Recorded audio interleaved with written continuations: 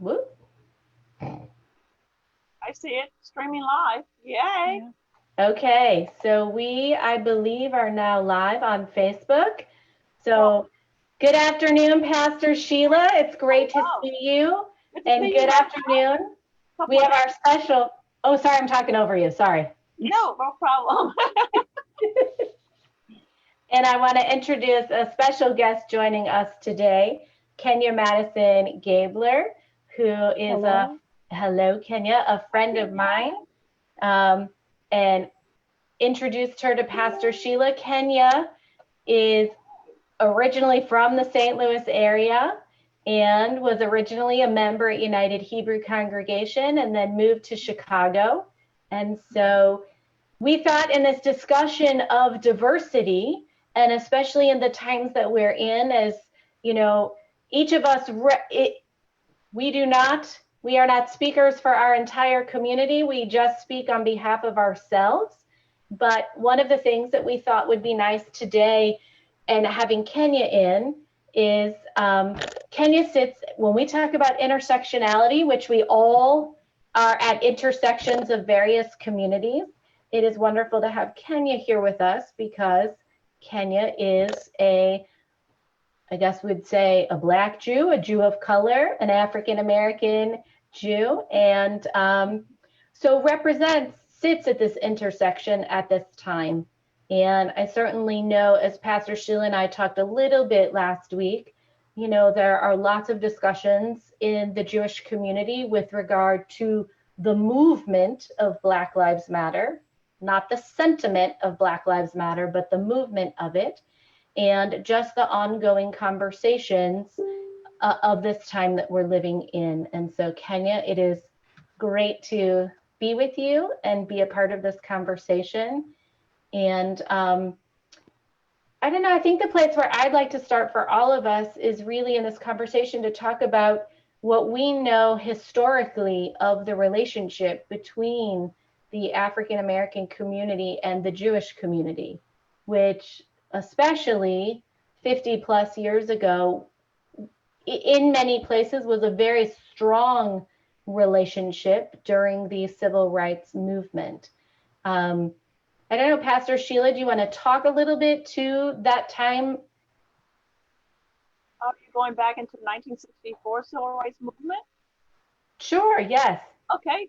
Yeah, that was a time, of course, where conversations were very strong, and a lot of the players came out of different organizations that have dated themselves, like the NAACP and Urban League and CORE. I mean, all those organizations were all beating the same drum, wanting to see a lot of the laws changed in order to allow African Americans or folks of color move into society at different levels, whether it's education or employment or civil activities. It was a time when voices wanted to be heard and action taken. And so, after a lot of demonstrations and conversations, there were lots of litigation, which helped us to move forward to this point in time where we are now. My husband and I were talking about that. It's just like, okay, we've kind of set some of that foundation for Black Lives Matters because now there's a different momentum and a different crowd taking and leaping from the place that we left and bouncing forward, which I think is very phenomenal. I love the fact that we're still talking about nonviolence. That was in the 60s as well. The whole idea of making change without fighting, without being physical, without being damaging to others, but to work through the mindset of how do we live harmoniously in the world, and particularly in the United States. So I grew up around all of that, and I'm excited. And I'm quite curious to hear what you have to say about that the movement now, because I think the movement that took place back in the 60s was pretty cool, frightening at times. We lost a lot of leaders, of course, depending upon where they were actually trying to exact change. But the bottom line is, without the hard work, you can't get the movement going. So, of course, we don't want to destroy people's property. or their loved ones. We want to make the change so that we can all live a better life in America. So welcome, Kenya. Can't wait to hear what you have to say about the movement. I want to know what's the problem with the movement. I'm all ears. Was that to me? Sure. Yeah. Oh, well,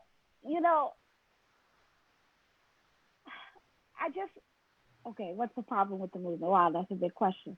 So, like what you said, I mean, I think this process has been a big learning process for me. I have to just say, to really understand the movements that are out there and really kind of get a point where I can rally behind and support and become active. I've not been actively engaged in like this process of the movement. I'd say up until now, or maybe even some of the past events, like the past few years. Of course, I have feelings about it, but I think I'm more actively engaged now in really, finding a position and really finding a point that I can rally behind it and feel like I have a place in it. So, I think one of the big things is when I think of what's wrong with it, I think it just gets such a negative kind of,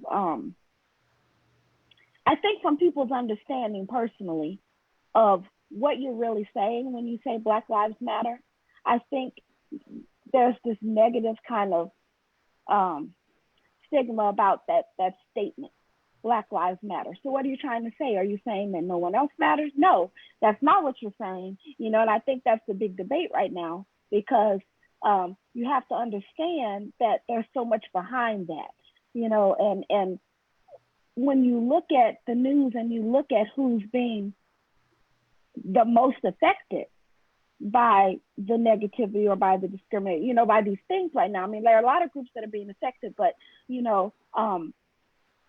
if you can say all lives matter, why can't you say Black Lives Matter?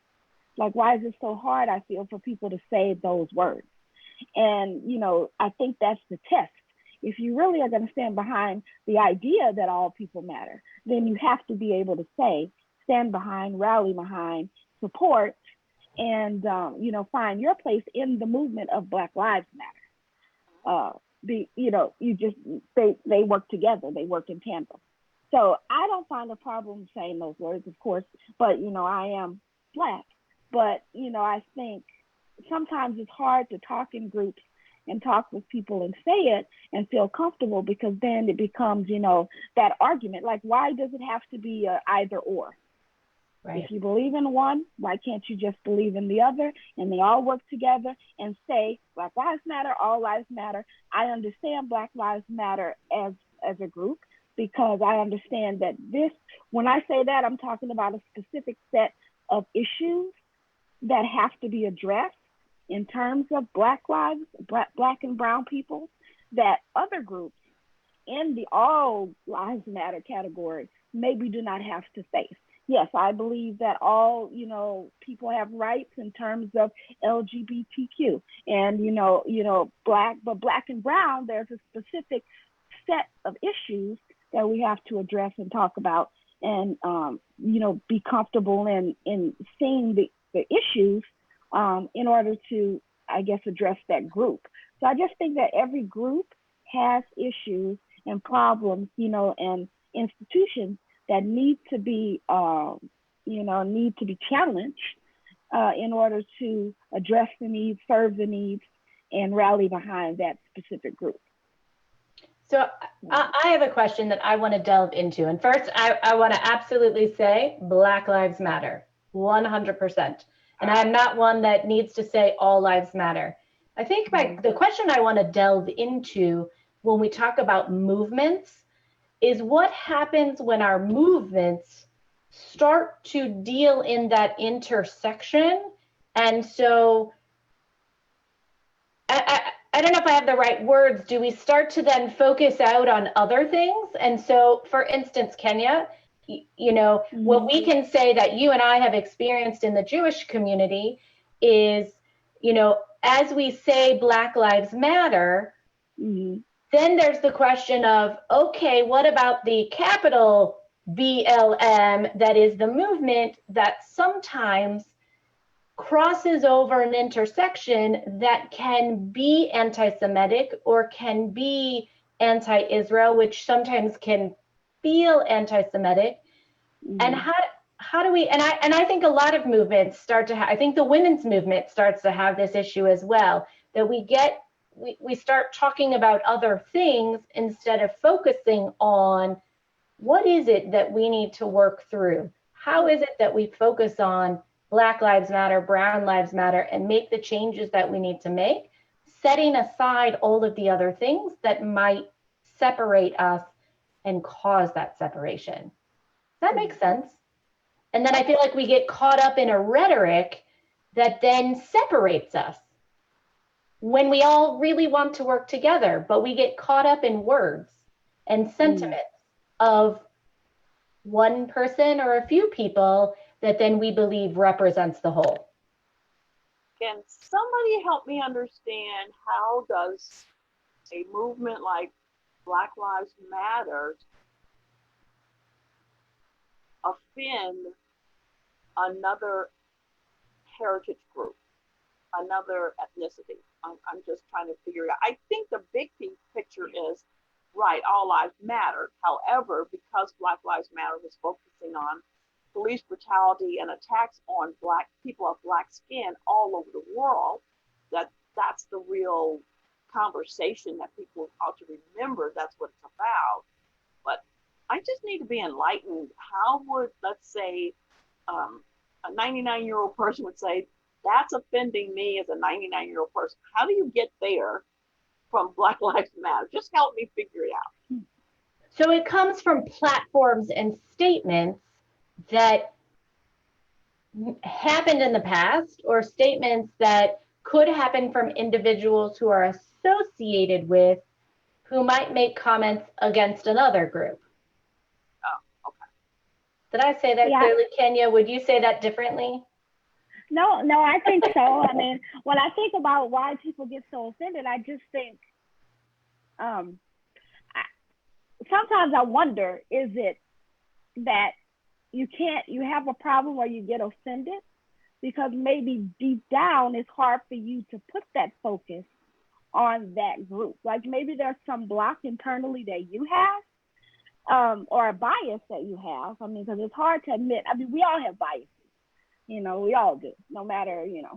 But I think, maybe it starts to touch home and touch on something that you feel uncomfortable with because, I feel a certain way and I know I probably shouldn't feel that way, but I do. And so now it's focusing on your bias, that you try to suppress, but it's there. And now you have to say or put the focus on and think about things that maybe you don't want to think about, or you don't want to think about those institutions that need to be, that need to be reformed. You maybe don't want to think about the fact that racism is an issue. It still exists. Like a lot of people probably think, like we had Obama. We aren't racist, or something like that. You were talking earlier, like it always comes up. We had Obama, but racism still exists, and things like this. So I think, personally, I feel like people have so much of an issue saying it because somehow it touches home and it's uncomfortable. But it does indeed change the power structure and the hierarchy in our minds of how life is supposed to be. And I wondered if that was really the trigger now. If you start moving all the pieces around, I won't know where I'm floating to. I won't understand where I stand in all of this. Or children, if I tell my children all the time that they will go to one of the top 10 universities in the United States, and all of a sudden every university door is open, no matter what your income is, it throws people for a loop. And all of a sudden they say, well, it's not that I don't want you to have an education. Yeah, it is that. You don't want me to have an education, or you want to pick how I get my education when the structure has always kept me from going to Harvard or Yale or UCLA or Michigan State. But now those top 10 schools say, just come. The first 10 that come in the door, you're in. Oh my God, now I got it. The rules have changed. That's not fair. But it wasn't ever You're fair. changing. I couldn't afford to get there. So what do you think about that? You're changing the status quo here, and you're changing the way I have to maybe even interact with people. It's so interesting when I get here to Chicago to really see how segregated like Chicago is. Yeah. Not saying that it doesn't happen in other places, even, maybe St. Louis, whatever, which is my area that I'm from. But boy, it's like when it hits you in the face and you see it, it's easy for people to just stay in their own world, in their own bubble. Yeah. And now you want to switch the pieces around, Sheila. You want to change. But do you find that bubble so different, Chicago from St. Louis?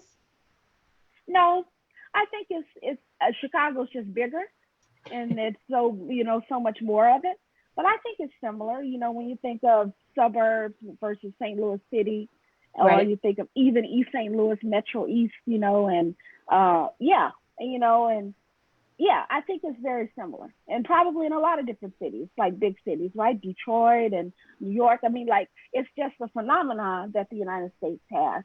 Not to say other countries don't have it either. I mean, I think it's global, like it's being a French teacher, and I have to teach Paris, and I talk about segregation there and issues of, immigration and racism that stretch across, the globe to France. Like, so I think it's just the Black and brown problem, and it is a global issue. And which is interesting, which is a whole other discussion we could have about France. In an article that I think it was an NPR piece I listened to a couple of years ago. I don't even remember now, but it was an African-American woman who was talking about her experience living in France and how she felt she actually wasn't looked at for the color of her skin. She was actually looked at and treated as an American, which meant that she was treated differently than the Black and brown immigrants from Africa in France. And she said it was the first time that she was actually treated like an American in her life, and what that was like. Like, people didn't see her for the color of her skin. They saw her for mannerisms, everything, as being American. Right. The question is always, so where are you from? Right. Exactly. Are you from one of the islands? Are you from, North Africa, Algeria, wherever, where are you from? Because that is a different association of your Blackness, when you look at, so it's really interesting. That's kind of like the "where'd you go to high school" question, which we right, all know. Yes. Yes, it's about who you know, but it's also about socioeconomic, where you're from. Right. So I want to go back to the movement question, Kenya, where you talked about getting involved in the movement and not having been maybe necessarily involved before. Do you think you got involved in the movement, or was it sort of through your synagogue and the activism in the Jewish community that got you involved in the movement, or coming through the Black community of getting involved in Black Lives Matter, or this overall movement of trying to move racial justice forward in our country? Oh, that's a good question. I think it's a little bit of all of those. I think seeing some of the most recent cases, especially George Floyd, and, just even some in Breonna Taylor, like, where it was so, like, in my face. I think I suffered from not having to maybe deal with some of the issues of, I've walked into a store and felt some kind of way if someone's watching me or things like that. And it's like, I'm a paying customer. What are you talking about? Like, but, you feel watched and things like that, but not necessarily like so overt, so like that it's affecting my life or I don't have a livelihood because of my situation. I was able to get educated, and, I had things that I felt kept me a little it didn't touch me as much. the plight of, or the African American experience. Like I knew it, and I knew historically, the situation, but to feel it, like I think a lot of people in communities that are, a bit more disenfranchised or, struggling, I didn't feel it like that, but I saw that, and it was like, so like, this is just wrong, and then since I one of the things that I like about Judaism, so that's on the African American level, this is just like, you're Black and you just can't, you have to fear for your life at so many levels. And so like just walking down the street, or just, like, it seems like every other year, every few years, that's the situation that was coming up. And I guess it was just kind of building on the African American experience side of like, you just don't have a chance as an African American, and then one of the things that brought me to Judaism, or that I enjoy about Judaism, is the activism, and I feel like through that I've been able to be more politically engaged, because through my temple and just kind of temples that work in networks, that is the central focus, So it was that which gave me an outlet or a way to kind of see the activism, and that it's important, and that, and like, just doing Torah study or something, like there's always been these figures that have been activists, a lot of these things. So like, I draw from that. I draw from my experience as like, this does affect me because I'm Black. Like, I can't just not say something, or I can't just not get in this conversation. But then also, so yeah, it's a mix of like the time, I do feel like this is the moment. I do feel like there's change, but then I'm drawing on, my religious and also my personal feelings, at the same time. So like all of those forces, I think, have converged into this kind of like inner, like I just feel like I have to like do something, say something, do something, get involved. Like, this is the moment, this is the time. If there was no other time, I can't be silent anymore. I think that's my biggest thing. I've never been a person not to speak up if I see something, but I just feel like I haven't necessarily been in a situation personally, or, like I'm always an advocate for my students, and I see things and I know their lives and I know some of the issues and family, this and that. Yeah. But I think, for a lot of reasons, it just didn't resonate as deeply as it should have. I was sheltered in some way from some of that affecting me as much. It's interesting, and I'm struck now by the irony of the conversion process, and the decade plus ago that we worked together, and one of the questions and the things that we talk about that anyone who converts to Judaism talks about is, what does it mean to become a part of and take on this people and the identity, the good and the bad, which means taking on this history of anti-Semitism, or taking on there's all the beautiful parts about it, but then there's the parts of recognizing that at times the Jewish community is a marginalized community that for whatever reason people don't like and don't whatever. And yet, on the one hand, most of us can walk through life and people don't know that we're Jewish. Some of us can't, some Jews can't, but others, or people make assumptions, but others don't. I can put my star away or whatever I'm wearing and not. But I'm struck by the irony of that, and sort of you sitting with both of these. On the one hand, being part of a people that is marginalized for their faith or whatever people think they know or don't know about the Jewish people, and then quite literally wearing the skin that you're in that says, I'm part of the African American community, whether I've experienced as you said, have those I don't want to say normal experiences, but those experiences that get talked about in the news, as you just said. And I was not as articulate as you were with that, but I just wanted to say, I'm struck by that irony that here you hold both of those. You hold that anti-Semitism and that hate in one hand, and then you hold the hate that comes from racism.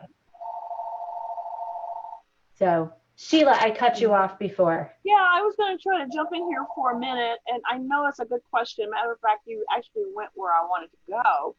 I would just like to ask Kenya to also share with me and all those who are listening, how did you move from a Protestant religion to where you are now, and why? What did you find there that so just that little baby step there, and then moving to where you are now? Okay, that's it. Okay. Well, it's so funny because I always say I was on like opposite ends of the spectrum growing up, Baptist, Pentecostal. That's way different than growing up Jewish. Yes. I mean, I grew up singing in the choir on Sunday, and, my grandmother and, my mother were, like, this is Sister Corrine, and she is like a big, one of my grandmothers was, evangelist in the church. Like, I was deep, so it was really interesting how I ended up, converting to Judaism in 2009, I believe. So it's been a while, 2007, sorry. So I think at some point I just, I grew up I was going to church every Sunday. I had my Easter speech every year, and I had my frilly socks and my Easter frock. And but I went through high school, and I was still pretty committed. I would say at one point I was saved and sanctified and all, and all that, and I had my baptism and filled with the Holy Ghost and all the things. And but I went through high school and college and started to feel a little less connected. And I actually took a class in university. I went to St. Louis University. And it's funny because I was talking with a cousin of Rabbi Shook, who goes to our temple. And I took his class at St. Louis University, Jewish Philosophy and Thought. And somehow studying, Ramban and Baum and, Maimonides and all of these Jewish philosophers and, the history, it spoke to me.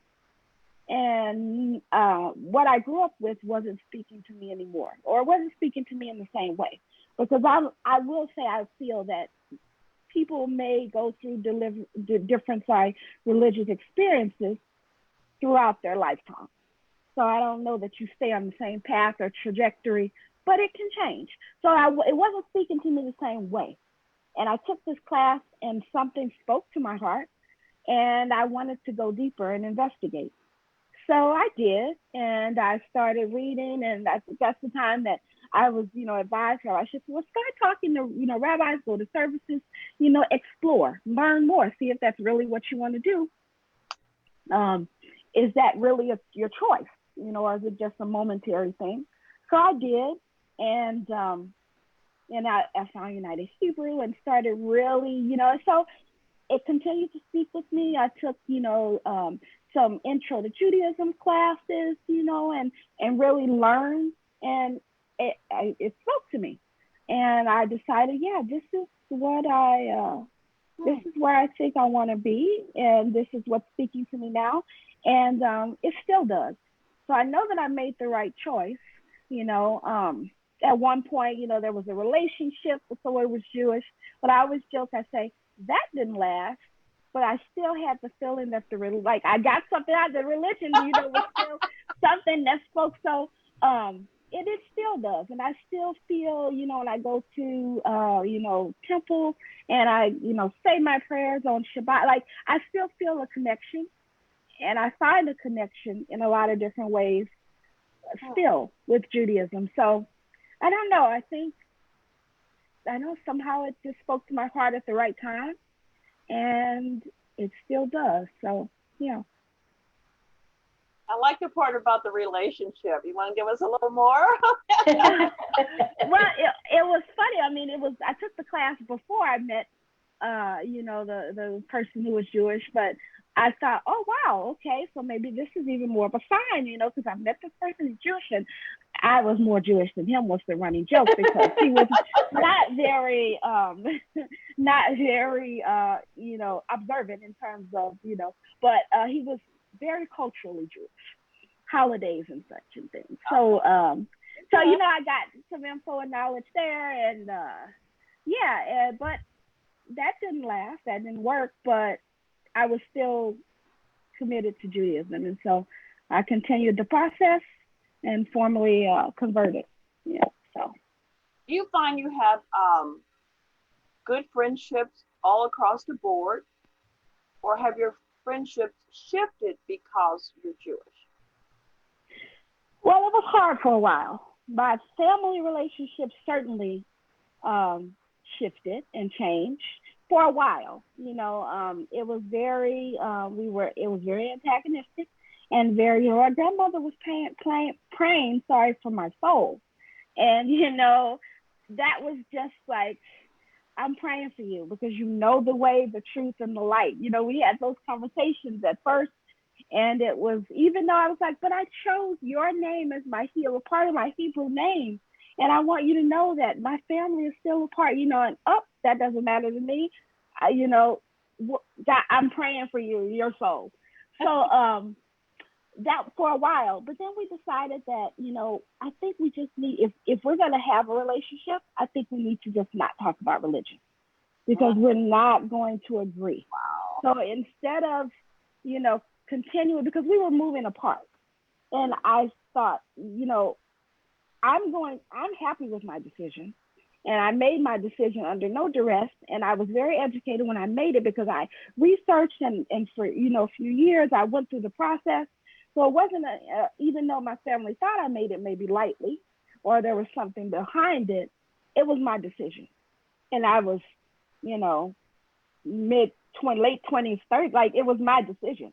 Mm-hmm. So I said, at some point, I think we need to not talk about religion if we're going to salvage this relationship. So that's what we did.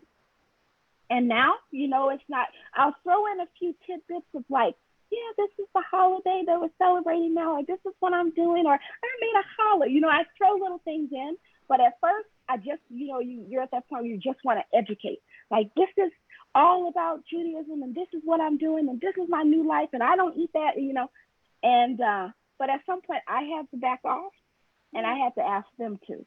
So it wasn't that I was going to push it down their throat, and I didn't want them to push their thoughts down my throat. So we came to an agreement, and I think that's what salvaged the relationship.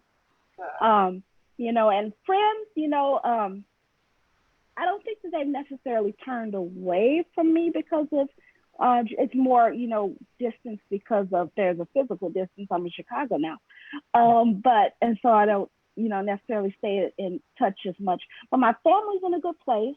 But I do find that a lot of my friends, especially moving here and having to recreate my life, a lot of my friends have come from synagogue, or a lot of where I spend a lot of my time. I'm the type of person that gets very active. So I spend a lot of time doing things at, just like when I was younger at church, doing things at shul, Sure. So, so I will say that a lot of, and even when I was in St. Louis, I started to create this network of Jewish friends and, that I was very connected with and close with and very interested in being connected with, because that was where I was and that's where I am, and kind of like this connection that I don't have, with friends, but I do have with others. So yeah, I don't know if I answered that. No, you did. I'm not rambling. You did. I want to quickly just jump in and say we have a few watchers on Facebook Live, and just invite them, if they have any questions, to type them in the comment section, and I'll look at them just in case there's any questions for anybody. I know there's a few people that Kenya knows from teaching back in Hebrew. I was going to say hello to any of my St. Louis friends there from UH. Which is so nice. I have another question. Do you have one in front of me? No, go ahead. Go ahead. So here's what I found out. Since I told you I was coming up through the 60s, so I'm a little bit older than you. Clearly, what I have seen, even in my family, is this great shift and this great diversity explosion that has taken place in the younger generation. And they all went off to college, they all got married, and all of a sudden, our family gatherings was like the United Nations. And we often, my generation often get in the kitchen and say, oh my goodness, we can't make the jokes we used to make. We can't say the things we used to say.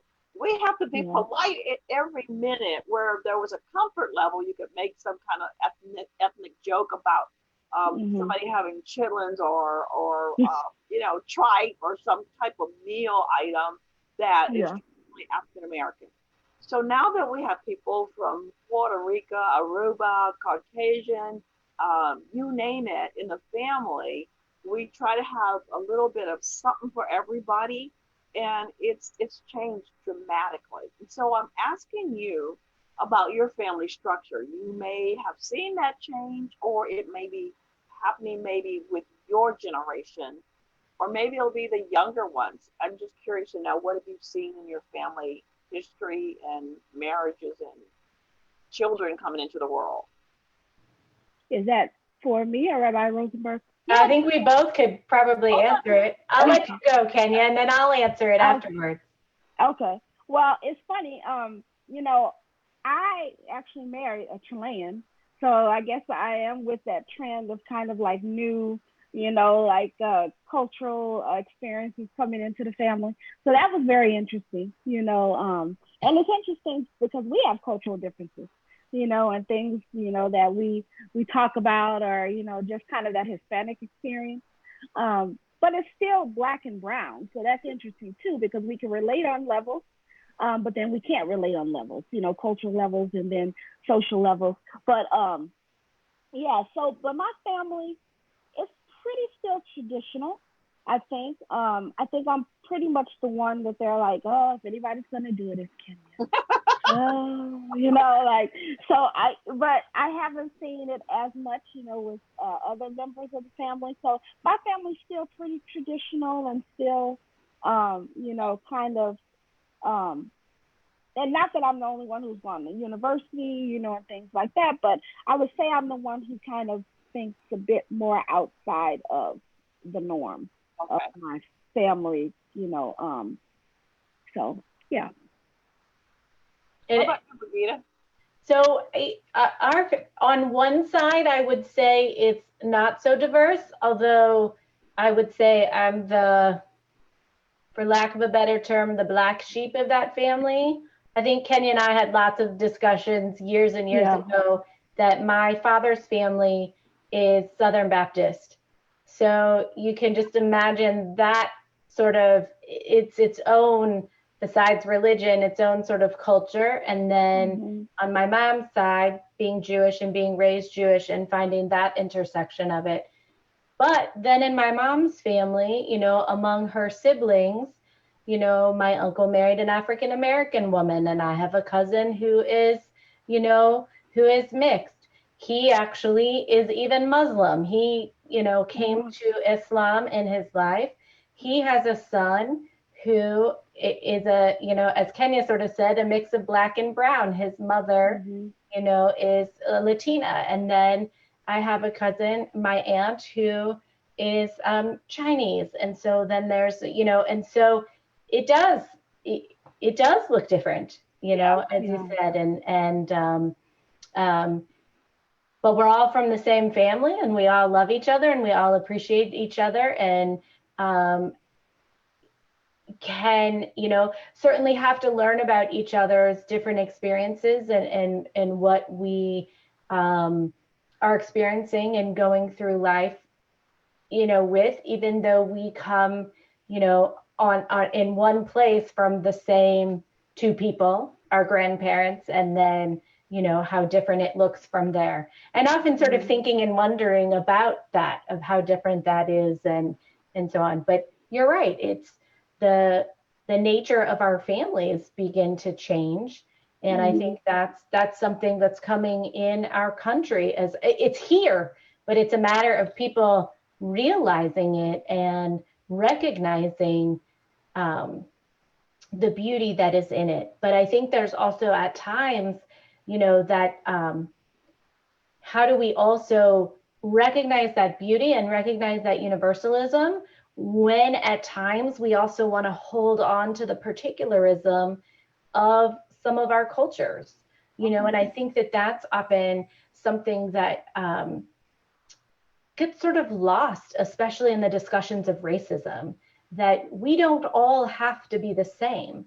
And how do we realize that justice for all isn't about all of us being the same, acting the same, doing the same, making sure we're eating the same foods and speaking the same language or whatever, but it's about us being able to see ourselves as a people, as an American people that that love the freedom and buy into what this country is about, while also saying, I also love and appreciate the culture that I come from or the faith tradition that I come from. And I can be an American and that they are not in opposition to each other, that they are both. Yeah. The reason I brought that up, and I think it's important to say this, there are lots of statistics now that show the largest group in America is the multiracial group. It's like, and that's moved, we were talking about people that are so upset and can't understand the change before them because maybe they're still in their huddle or their small communities where everybody looks alike. And so if they knew the bigger picture, it would just blow them away. So in addition to making that statement to you, I don't know if you realize that in the 1990 census, I think there were 5 categories you could self-declare yourself. And I think in 2000 or is it 2020, there's like 35 categories. So there's no, top 5 anymore. You can be, because nobody wants to say, Mom, I'm sorry you're Korean. Dad, I'm going with you because you're Jamaican. No. You get to select and tell people who you are based upon how you want to declare yourself. So in knowing that statistic and knowing and understanding that change in our society, I want Kenya to answer this for me. Do you think Black Lives Matter movement is based upon those changes that have taken place of young people at a decision-making age and the change in who they are and who they belong to, being able to come out and say, I want this for everybody. It's not just a dark-skinned person or brown-skinned person. Okay. Wow, that's heavy. No. So the movement, I do, if I understand the question, correctly, I do think the movement is now very much like made up of a lot, like people who, young people who understand, buy into that interculturality and understand, the mix and the idea of going across cultures, to bring everyone, I guess, under the tent, into the circle, so I do think it is that mindset of the youth today, which helps this to be a moment of even more change. When you were talking about the two, you guys were just talking about that, I just keep thinking, I think one of the things that opened up my eyes so much to the world was studying another language, meaning studying another people and a culture, learning about the history of that, you have to talk to people, you have to learn about people, you have to be willing to, so I do think if there is some resistance, it is from those groups that don't have that option of coming in contact with and learning about, and that's what it's going to take. I think one of the big things that's been so great for me during this whole process is to have conversations with people about the things that are uncomfortable. Like at the temple, we're having a discussion about the book White Fragility. And of course, I'm the only Black person in the group, but, that I'm having that conversation with other people, I just think you have to have the conversation. Yeah. in order to understand the other.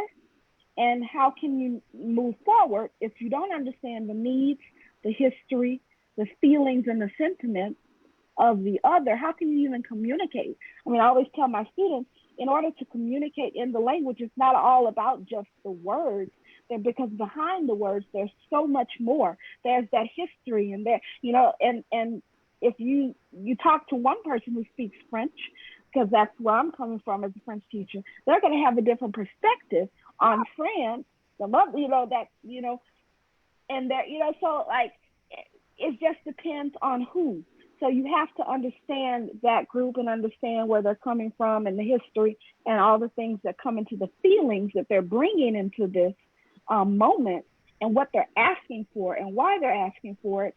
And so I think it is the younger generation who I think is more open, because they've been more used to having that contact, and now it's okay for families to look like ours do, and that they're changing, and where it wouldn't have been okay years ago, but now it's normal. It's like the new norm, right? Like coronavirus norm. The new norm.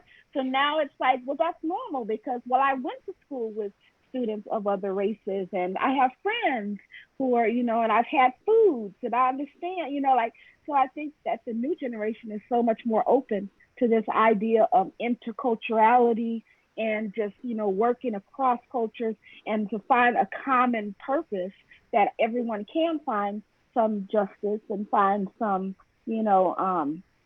some kind of idea of what America is, because it's the new America. It's like what you're saying, right? The new norm, the new America. So how can all of us find a place in this new America and have the same, we're not the same, but we should have the same abilities, or the same, the same road or pathway to realize the things that are good and possible in the new America. Right. So have you had an Ancestry.com kind of experience yet? Have you done your genealogy tree? And I have. Different on that tree. I'm just curious, what'd you find? I have. I think so. The majority of it was Nigeria. Okay. And that was, maybe 30% or something like that. And then I had 2 quadrants of 18%, and it was like Mali and kind of like Cote d'Ivoire. And I was joking with our family, and I was like, oh, well, there is a reason French is in, like, I'm so passionate about French. It's in my blood. It's in my blood. Seriously, that's true. You just don't realize where you come from, and some of that's still in. Right. There you go. Right. And then, of course, my family's from the South. And so it's interesting, because they were like, well, the part of the South, most likely those groups did come from, Nigeria, because a huge, group of the slaves came from, certain tribes in that area, Burundi and Mali and things. So, I did. It was really interesting to see, where in the world, and how we got here, that you can really trace it like that. So I thought it was neat. And I do know French is in my blood, so I knew there was a connection. So I was very happy to see that. I love hearing that. That's really good. I love it. So thank you. I know we're coming on time to sort of wrap this up. And I just wanted to say, as we talk about this notion of a new America and a multicultural America and what it looks like, I think it's important. I shared the statistic with Pastor Sheila before we got on, but important for people to know that as we look at the Jewish community, it too doesn't look like what everybody assumes or expects the Jewish community to look like. And that the belief now is that 7 to 10% of the Jewish community are Jews of color, and that is Black and brown Jews, and Jews of Southeast Asian descent, and so across the board. And I think that's important for people to realize. I think it's important for the Jewish community to recognize that and understand that, and also for the larger community to recognize that. So Well, it has been wonderful This being was so much with, fun. I appreciate Thank you guys you. inviting me on. yes, it's been beautiful being with both of you. Yeah. And so appreciate your willingness, Kenya, to, really be willing to tackle some hard questions that we threw at you. And I just want to remind folks again that Kenya only speaks on behalf of herself, as I Yeah. speak on behalf of myself, and Pastor Sheila speaks on behalf of herself. We Yeah. are not representatives of a whole group of people, Mhm.